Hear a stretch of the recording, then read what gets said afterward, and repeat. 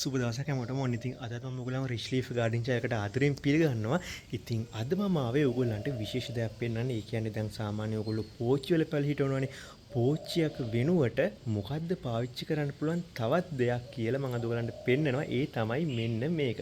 Paul කට්ටක කොහොමද සාමාන්‍යයෙන් මෙන්න මේ වගේ පැලයක් හදන්න කියලා බලන්න. මෙන්න මේකේ මලුත් පිපිලා තියෙනවා හොඳට මේ පෝල් කට්ටේ හැදුවට.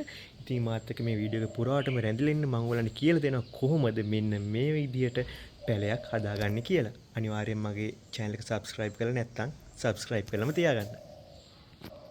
ඉතින් මේ තියෙන්නේ පොල් කට්ටක හදපු පැලයක්. බලන්න ලස්සන මල් පිපිලා තියෙනවා. ඉතින් මම ඔයගලන්ට කියන්නම් මේක කොහොමද හදන්නේ කියලා. සාමාන්‍යයෙන් ඕගොල්ලෝ පොල් එලි ගහලා තිබ්බට පස්සේ සමහරක් පොල් සවුත් වෙනවා. ඇත්තටම පොල් ගොඩවල් වල පොල් සවුත් වෙලා තියෙනවා. අන්නේ ගොඩකින් තමයි මම මේ පොල් ගෙඩි ටික තෝරගත්තේ. පොඩි පොල් ගෙඩි ටිකක් තෝරාගෙන ඒකේ උඩ ඇත්තටම මේ උඩ නම් සාමාන්‍යයෙන් පිහියකින් කොටල වගේ තමයි මේ ටික මේ හදාගත්තේ. ඕගලන්ට පුළුවන් විදිහට මෙන්න මේ උඩ අයින් කරගන්න පුළුවන් මොකකින් හරි අයින් කර ඒ කියන්නේ කොටලා වගේ පිහියකින් නැත්තම් සාමාන්‍යයෙන් මොකකින් හරි. එතකොට මේකේ යට මෙන්න මේ විදිහට ඕගොල්ලෝ දන්නවා පොල් ගෙඩියක ඇස් කියන්නේ.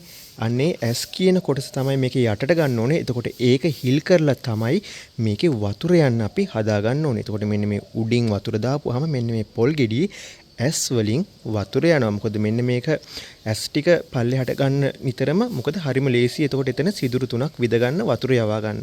උඩ එතකොට ඕගලන්ට ලස්සනට මෙන්න මේ විදිහට මොකකින් හරි කපා ගන්න පුළුවන්. ඕගලන්ට ඕන විදිහකට ඕනම දෙයකින් මේක කපා ගන්න පුළුවන්. ඕගලන්ට පුළුවන් විදිහට කපා ගන්න. ඊට පස්සේ ඕගොල්ලෝ කැමති පෝර මිශ්‍රණයක් දාලා ඒ කියන්නේ පැලයට ගැලපෙන පෝර මිශ්‍රණයක් දාන්න ඕනේ මේක ඇතුළට. දැන් මේකට නම් සාමාන්‍යයෙන් දාන්න ඕනේ පස වියලෙන හොඳින් වතුර ගලා යන පෝර මිශ්‍රණයක්. කියන්නේ වතුර හොඳින් මේ මෙන්න මෙතනින් පිටව යන්න ඕනේ. මොකද මේ වගේ දේවල් නැත්තම් කුණු වෙන්න බලනවා. ඉතින් මම මේ විදිහට මේක හදාගත්තා. බලන්න මේකේ ලස්සනට තියෙනවා. ඉතින් අපිට මේක ලස්සනට මෙන්න මේ විදිහට ගහක් මත උනත් එල්ලන්න පුළුවන්. මෙන්න මේ වගේ සාමාන්‍යයෙන් ගස් උඩ මෙන්න මේ විදිහට එල්ලලා තියන්නත් පුළුවන්. නැත්තම් මොකක් හරි දාලා රඳවන එකකින් වගේ තියන්නත් පුළුවන්. ඉතින් මම ඒ විදිහට හදාගත්තු පැල ටිකක් තමයි මෙන්න මෙතනක් තියෙන්නේ. මේ හැම එකම මේ විදිහට මේ පොල් ගෙඩි වල තමයි මම මේක හදලා තියෙන්නේ. ඉතින් මේ බලන්න මෙන්න මේකත් ලස්සනට තියෙනවා. මෙන්න මේක නම් හොඳටම හැදිලා තියෙනවා. හරිම ලස්සනයි. මේකත් මම මේ පොල් ගෙඩියක තමයි මේ විදිහට හදාගත්තේ. මෙන්න මේ යටින් සිතුරු ඉදලා තියෙනවා.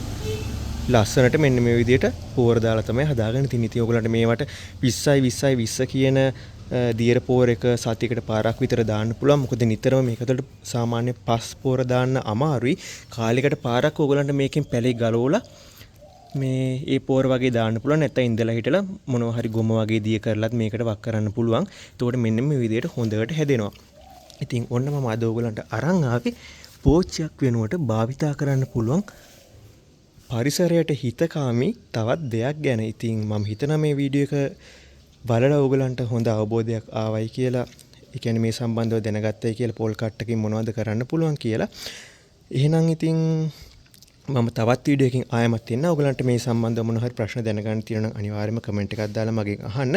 මේක විතරක් නෙමෙයි තවත් විවිධ දේවල් වලින් මෙන්න මේ විදිහට පැල හිටවන්න පුළුවන්. ඉතින් ඕගොල්ලෝ ඒ සම්බන්ධව දන්නවනම් අනිවාර්යයෙන්ම මගේ වීඩියෝ එකට කමෙන්ට් එකක් දාන්න. ඕගොල්ලෝ කොහොමද අලුත් දේවල් සම්බන්ධව දැනුවත් නම්.